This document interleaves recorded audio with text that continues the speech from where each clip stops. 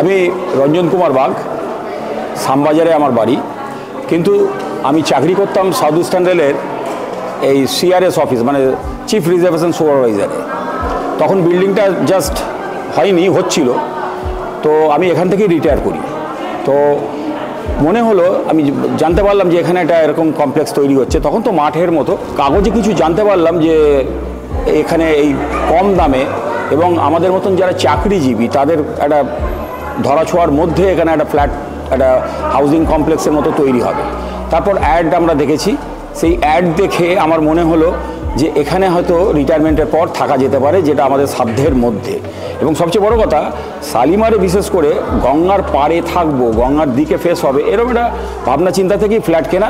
কিন্তু লাকিলি আমি লটারি হয়েছিল সেই সময়, লটারিতে পেয়েছি এবং আমার ভাগ্য হয়তো সত্যি ভালো। কেউ কেউ বলছে যে ওটা গঙ্গা ফেসই হবে। সুতরাং আমি মনে করি এনজয় করব ভালোভাবেই। আফটার রিটায়ারমেন্ট তো চলছেই আমার, তারপর কমপ্লিট হয়ে গেলে এখানে তো ডেফিনেটলি আসবো এবং আমার পরিবারকে নিয়ে থাকবো।